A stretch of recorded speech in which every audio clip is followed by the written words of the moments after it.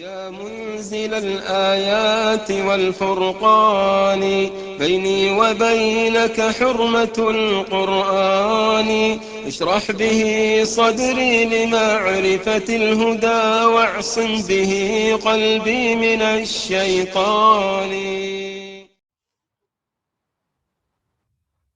الحمد لله رب العالمين والصلاة والسلام الأتمان الأكملان على المبعوث رحمة للعالمين وعلى آله وصحبه أجمعين. Amma ba'd. Aujourd'hui, on entame une nouvelle leçon de ce livre qui est, je le rappelle, les leçons importantes à l'ensemble de la communauté musulmane. Un livre, je le rappelle, écrit par l'éminent savant Cheikh Ibn Baz, rahimahullah. On est à notre 23e cours et effectivement, on n'est qu'à la 10e leçon. L'auteur, rahimahullah, nous dit الدرس العاشر سنن الصلاة ومنها الاستفتاح. عليكم السلام ورحمة الله وبركاته. Excusez-moi. ومنها الاستفتاح وجعل كف اليد اليمنى على اليسرى فوق الصدر حين القيام قبل الركوع وبعده ورفع اليدين مضمومتين الأصابع مضمومة أو ممدودة حذو المنكبين أو الأذنين عند التكبير الأول وعند الركوع والرفع منه وعند القيام من التشهد الأول إلى الثالث. L'auteur, rahimahullah, il nous dit 10e leçon, les recommandations de la prière. On entre dans le chapitre des recommandations de la prière, les sunan. Donc les sunan, par sunan, ici on entend le pluriel du mot sunna, comme vous le savez. Le terme sunna qui, dans ce contexte-là, est utilisé pour vouloir dire mustahabbat as-salah. Donc les recommandations de la prière. Ma laysa biwajib fi as-salah. Lakin huwa ma amarahu ash-shari' ala wajh ou la ala wajh al-ilzam. Donc le mustahab, ce qui est sunna, religieusement, ce qui est recommandé, religieusement ou jurisprudentiellement parlant, c'est ce que la religion a ordonné ou a commandé, ce qu'Allah subhanahu wa ta'ala a commandé, mais sans l'imposer. C'est ça les recommandations, et donc de la prière. L'auteur, rahimahullah, dans ce chapitre, il va se contenter de citer quelques sunan, pas toutes, mais quelques-unes d'entre elles. Peut-être soit on aura l'occasion d'ajouter sur ces paroles en mentionnant quelques sunan qu'il n'aura pas mentionné, soit on se contentera dans la plupart des cas de ce que lui a cité. On verra. Il cite parmi elles, premièrement, l'invocation d'ouverture. Deuxièmement, il cite la recommandation, le fait de placer sa main droite sur sa main gauche et les poser sur la poitrine lors de la station debout, avant l'inclinaison et après. Donc on voit dans cette petite phrase de l'auteur, rahimahullah, ce que l'on aura tendance à souligner plus tard, à savoir que l'auteur est de l'avis que l'on repose aussi, qu'on fasse aussi ce qu'on appelle le qabd ou le wada, donc le fait de poser nos mains sur nos poitrines, même après le fait de s'être relevé de l'inclinaison. On en parlera, Inch'Allah, dans quelques instants. Et troisième sunna que l'auteur cite, troisième recommandation, lever les mains avec les doigts serrés et tendus au niveau des épaules ou oreilles lors du premier takbir, lors de l'inclinaison. Donc là, il cite les endroits où il sera légitime et légiféré de lever les mains. Donc il nous dit lors du premier takbir, lors de l'inclinaison, lorsque l'on s'en relève de l'inclinaison et lorsque l'on se relève du premier tashahoud pour la troisième unité. Fin de la parole de l'auteur. Je me suis permis de remettre les recommandations que l'auteur a citées dans un ordre, comment on pourrait dire, chronologique. Dans un ordre chronologique, je me suis permis de les ranger, les sunan que l'auteur a cités. Donc l'auteur cite premièrement, on va dire chronologiquement parlant, la première sunan, la première recommandation que l'auteur a citée, ce serait lever les mains. Raf'ul yadayn. Lever les mains. Donc on est bien en train de dire que lever les mains en prière, c'est une recommandation, pas une obligation. Ce qui veut dire que il faut bien comprendre que si la personne, elle se contente Par exemple, imaginons pour rentrer en prière, la personne, elle se contente de dire Allahu Akbar sans lever les mains. Est-ce que sa prière, elle a commencé? Est-ce qu'il a commencé? Est-ce qu'il est rentré dans la prière? La réponse est oui. La réponse est oui. Parce que le pilier, c'est le fait de dire Allahu Akbar. Lever les mains, c'est pas le pilier. Lever les mains, c'est une sunna, c'est une recommandation qui est liée à ce moment-là. Ce qui fait qu'une personne qui dira Allahu Akbar, mais qui lèverait pas les mains pour entrer en prière, sa prière, elle est valide. Elle a même commencé. Alors que, par exemple, par inversement, imaginons une personne qui lèvera les mains pour entrer en prière. Une personne, imaginez, on a tendance à voir ce genre de gens-là dans la prière. De voir des gens qui vont lever les mains mais qui ne parlent pas, qui ne disent pas Allahu Akbar. Tu les vois même pas bouger les lèvres si tu les regardes. Bah lui, par exemple, sa prière, elle n'a pas commencé. Parce qu'il n'a pas dit Allahu Akbar, il n'a pas fait le takbir. Le pilier, c'est le fait de dire Allahu Akbar, ne serait-ce qu'en bougeant les lèvres. Même s'il n'y a pas vraiment, si la personne ne se fait pas forcément entendre elle-même, c'est pas grave. Tant qu'elle bouge les lèvres, c'est valide. Donc nous, on est bien dans la recommandation de lever les mains. Donc tous les endroits où il est légiféré de lever les mains, c'est à titre de recommandation, pas d'obligation. Maintenant, on pourrait parler de ces endroits où il est légiféré et légitime de lever les mains. Dans 4 endroits, dans 4 situations, il est recommandé de lever les mains. L'auteur, il nous a cité lors du takbir d'entrée en prière. Il nous a cité ensuite, deuxièmement, lors du takbir, donc lorsqu'on dira Allahu Akbar, pour s'incliner en prière. Troisièmement, lors du relèvement de l'inclinaison.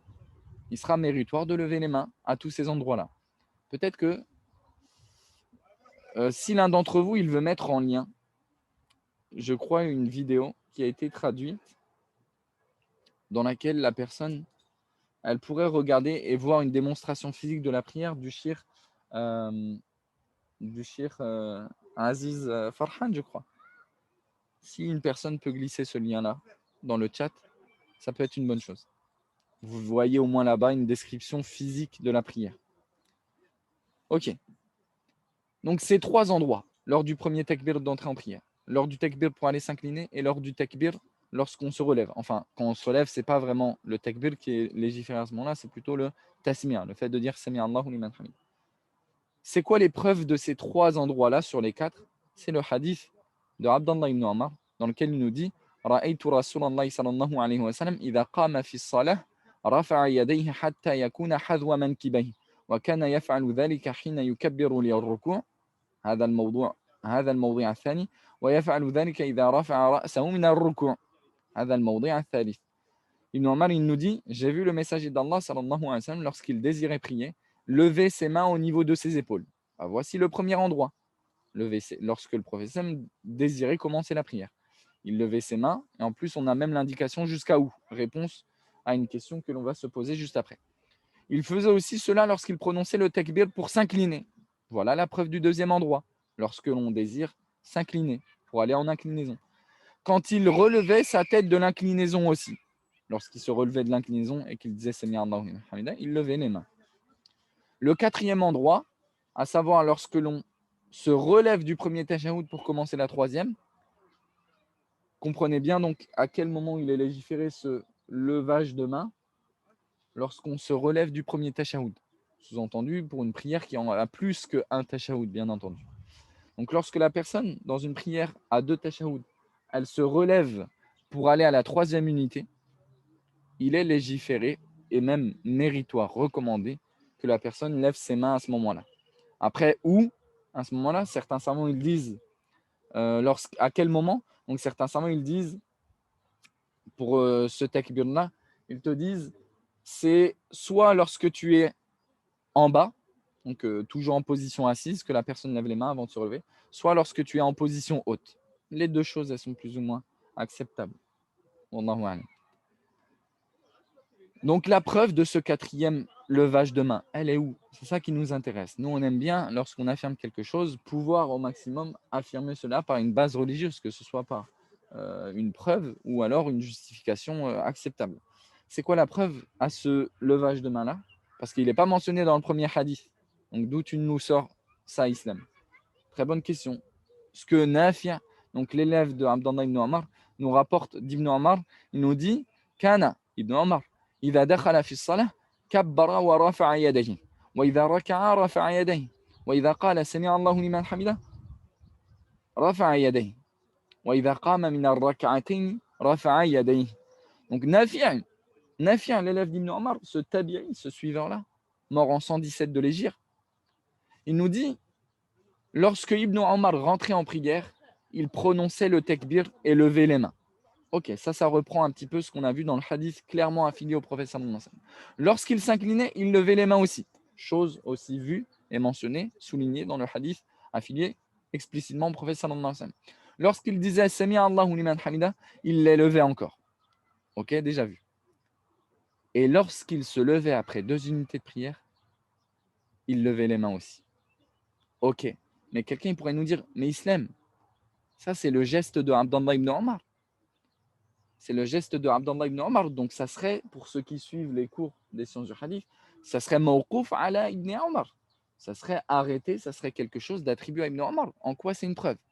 En fait, la preuve que c'est légiféré, c'est ce qui suit. C'est ce qui suit. وَرَفَعَ ذَلِكَ ابْنُ عُمَرَ إِلَى نَبِيِّ اللَّهِ صلى الله عليه وسلم. Et Ibn Omar attribuait cela au prophète sallallahu alayhi wa sallam. Donc ça fait partie, pour ceux qui suivent les cours de hadith, de ce qui pourrait être considéré à première vue comme mawqouf, comme quelque chose d'attribué à un compagnon, mais qui est ensuite attribué au prophète sallallahu alayhi wa sallam. Bon, là, explicitement, le nom du prophète sallallahu alayhi wa sallam est mentionné. Voilà. À quel niveau, on pourrait se poser la question suivante maintenant, à quel niveau lever les mains? Et peut-être que ce serait intéressant de mettre des images, etc. Je voulais en mettre, mais je n'ai pas eu l'occasion d'en trouver très clairement. Donc, au pire, si vous avez l'occasion de regarder cette vidéo, vous verrez ces choses-là. Moi, je l'avais regardée du début à la fin. Le shir, Jazahullahu khairan, il explique bien ce genre de choses et elle a été traduite par la chaîne Minhaj Nubuwa, de ce que je sais. À quel niveau lever les mains? Premièrement, en fait, il y a 2 possibilités. Soit au niveau de tes oreilles, tu lèves les mains. Excusez-moi. Soit tu lèves les mains jusqu'au niveau de tes oreilles. Après, dommage qu'on ne puisse vous apporter une image claire pour cela, mais on parle au niveau de tes oreilles. On n'a pas dit que tu colles tes mains à tes oreilles. Non.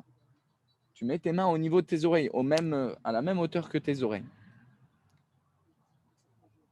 Donc, référence au hadith rapporté par Malik ibn al-Huwayrith qui nous dit Anna Rasulullah sallallahu alayhi wa sallam kana idha kabbara rafa'a yadayhi hatta yuhadhiya bihima udhunayhi. Le prophète sallallahu alayhi wa sallam, lorsqu'il levait ses mains, levait ses mains jusqu'au niveau de ses oreilles. Il n'a pas dit qu'il touchait ses oreilles, il a dit au niveau de ses oreilles, il les levait. Ou alors au niveau des épaules. Conformément au hadith d'Ibn Omar. رأيت رسول الله صلى الله عليه وسلم إذا قام في الصلاة رفع يديه حتى يكون حذو منكبيه. Donc le hadith qu'on a mentionné tout à l'heure, j'ai vu le messager d'Allah sallallahu alayhi wa sallam, lorsqu'il désirait prier, lever ses mains au niveau de ses épaules. Donc soit la personne elle lève ses mains au niveau de ses épaules, soit au niveau de ses oreilles, à la hauteur de ses oreilles ou à la hauteur de ses épaules. Ok. Comment lever les mains? Enfin, comment seront nos mains? Dans quel état seront nos mains? Gestuellement parlant. L'auteur, il nous dit, rahimahullah, les doigts, la personne, elle lève les doigts serrés, étendus. Elle lève les doigts serrés, étendus, les paumes en direction de la qibla. Voilà. Deuxième sunna dans la prière, de l'ordre de la gestuelle ici.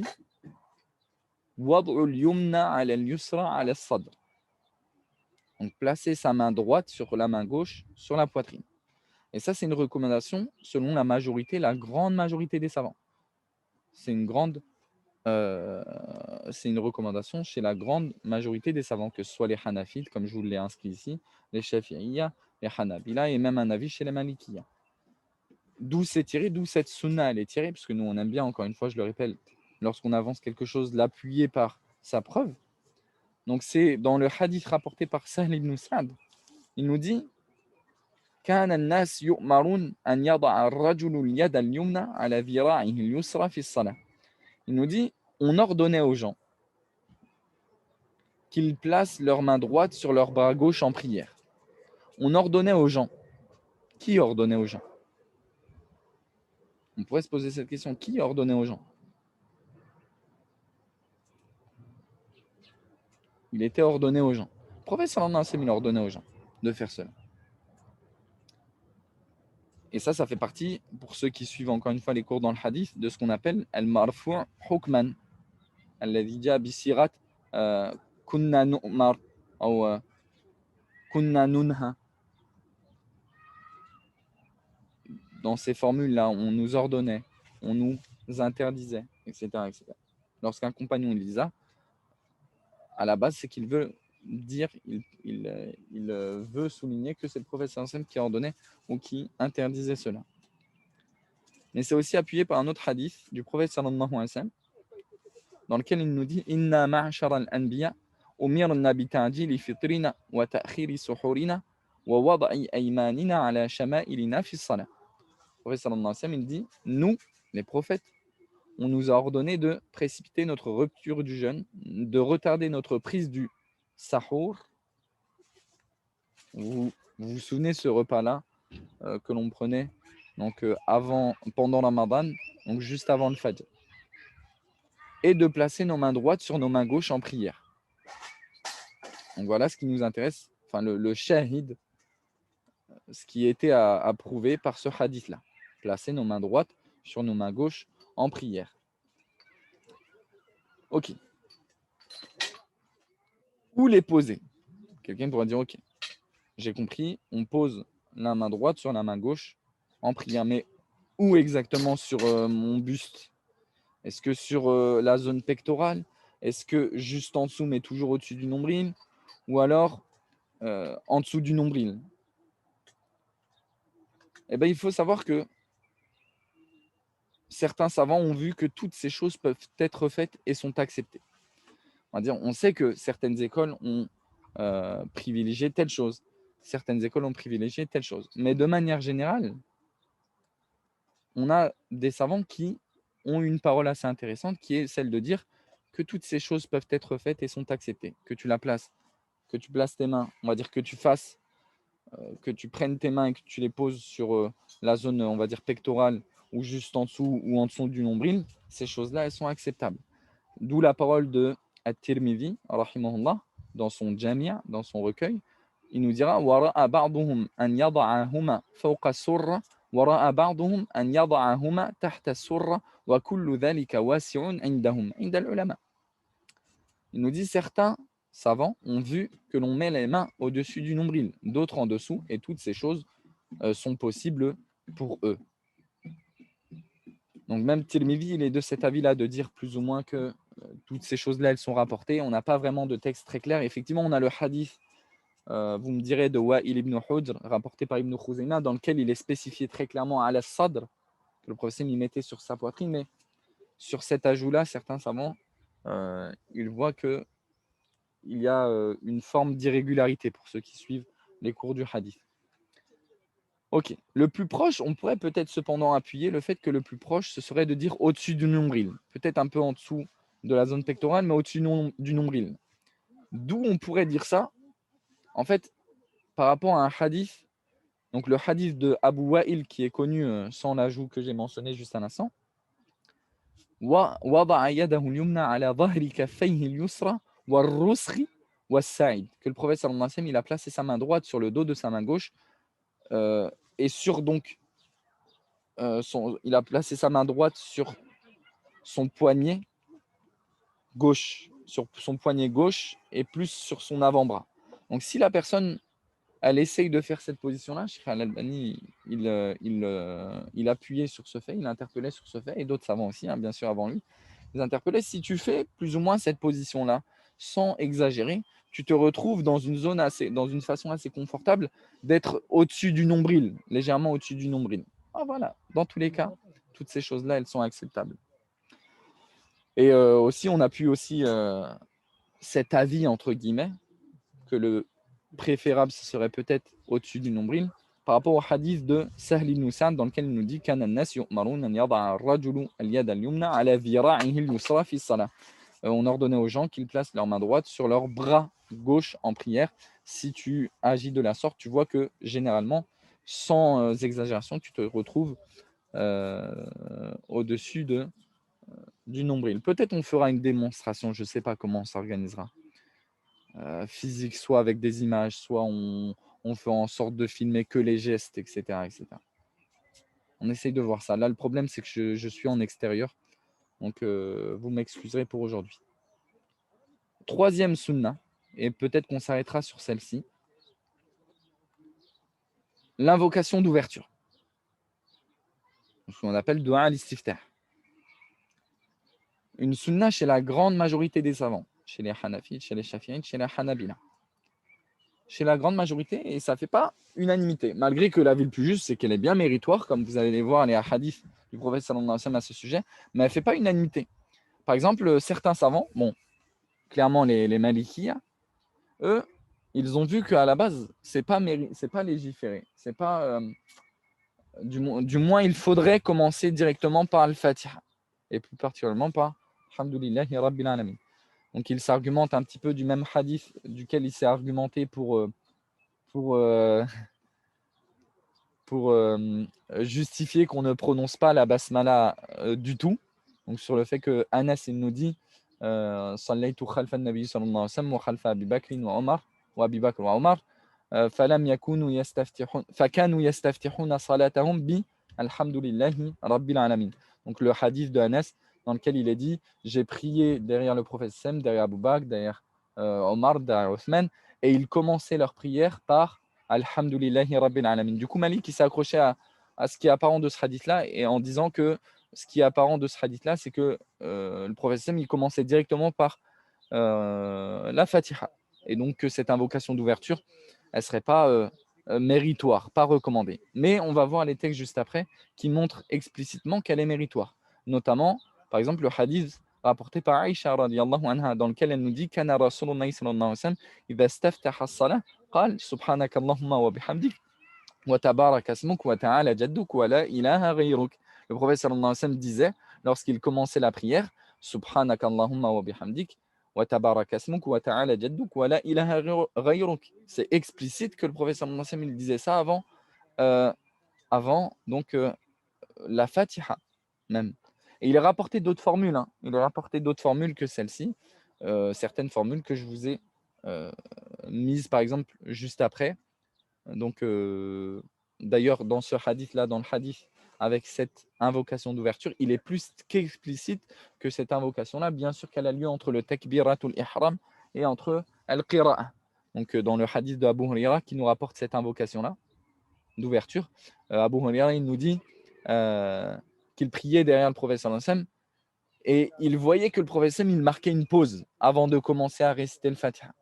Donc il lui a demandé Ya Rasulallah, araka taskutu hunayyatan, madha taqul. Il lui a dit Bi abi wa ummi, araka taskutu hunayyatan, iskatatan fi riwaya, madha taqulu fiha. Donc il a été voir le prophète sallallahu alayhi wa sallam, attentifs qu'ils étaient, ces compagnons-là, de savoir tout ce que le prophète sallallahu alayhi wa sallam faisait, subhanallah. Même dans ses silences, il a remarqué le prophète, il se taisait un moment avant de commencer de réciter. Il faisait Allahu Akbar, il se taisait un instant, et après il commençait le Fatiha. Donc Abu Huraira, il a dit, je vois que tu marques un silence avant de commencer la récitation, et juste après le takbir. Qu'est-ce que tu dis dans cela? Vraiment, j'insiste, regardez, subhanallah, l'attentivité, l'attention que les compagnons avaient quant au fait d'apprendre la science religieuse. Regardez, subhanallah, est-ce que vous méditez un peu? Même dans les silences du prophète sallallahu alayhi wa sallam, les compagnons ils se posaient des questions. Donc même dans, entre guillemets, même dans des inactions du prophète sallallahu alayhi wa sallam, ils se posaient des questions, les compagnons. Et ils ne voulaient pas être ils voulaient en fait optimiser, entre guillemets, leur prière. Ils voulaient maximiser les récompenses dans leur prière. Pas comme certaines personnes, beaucoup d'entre nous aujourd'hui, minimiser le plus possible notre prière. Ok, ça c'est sunna, vas-y. Apprendre la sunna pour la jeter. Non, lui, il veut savoir. Apprends-moi, c'est quoi la sunna comme ça. J'augmente la récompense dans ma prière. Combien d'entre nous, on est comme ça en fait? Combien d'entre nous, on est attentif quant au fait de chercher à parfaire notre prière, l'optimiser. Ok, cette semaine, je travaille une invocation dans ma prière que je ne connaissais pas avant et je vais la mettre en pratique dans ma prière. Pourquoi on ne profite pas de la sorte? Tout est mis à portée de main aujourd'hui. Regardez, bon là, c'est juste euh, un titre d'exemple, mais voilà, on met quelqu'un, il connaît l'arabe, mais il n'a pas les accents, on lui met les accents. Quelqu'un, il connaît pas l'arabe, bon, on lui met une phonétique, même si nous, on n'est pas pro-phonétique, parce que en général, tu vas pas très loin avec la phonétique, il faut essayer de vite rebondir sur l'apprentissage de l'arabe, au moins à lire et écrire, comme ça, tu apprends directement tes choses en arabe. Parce que la phonétique, c'est voilà, c'est du dépannage à la base. Mais en gros, parmi les invocations qui sont apportées à ce moment-là, ce que rapporte Abu Huraira du prophète sallallahu alayhi wa sallam. Donc Abu Huraira, il a questionné le prophète sallallahu alayhi wa sallam, qu'est-ce que tu dis dans ce moment de silence? Le prophète sallallahu alayhi wa sallam, il lui a dit, Aqul, Allahumma barik, Allahumma ba'id bayni wa bayna khatayaya kama ba'adta bayna al-mashriq wal maghrib, Allahumma naqqini min al-khataya kama yunaqqa thawb al-abyad min ad-danas, Allahumma aghsil khatayaya bil ma'i wa thalji wal barad. Que cette invocation-là, oh Allah, écarte-moi de mes péchés comme tu as écarté l'Orient de l'Occident. Allah, purifie-moi des erreurs comme tu as purifié le vêtement blanc de toute impureté, comme tu purifies le vêtement blanc de toute impureté. Allah, lave-moi, oh Allah, lave-moi de mes erreurs par l'eau, par la neige et par euh, euh, le froid, la grêle. Donc le cours du jour, il se termine là-dessus. فنسأل الله تعالى بأسمائه الحسنى وصفاته العلى أن يغفر لنا وأن يرحمنا. اللهم فقهنا في الدين، اللهم علمنا ما ينفعنا وانفعنا بما علمتنا وزدنا علما، اللهم اجعلنا من المخلصين، اللهم إنا نعوذ بك من الرياء ومن السمعة، اللهم وفقنا لفعل الخيرات والاحتراز من السيئات، اللهم وفقنا للعمل بما نتعلم. وسبحانك اللهم وبحمدك أشهد أن لا إله إلا أنت أستغفرك وأتوب إليك وصلى الله وسلم على نبينا محمد وعلى آله وأصحابه أجمعين.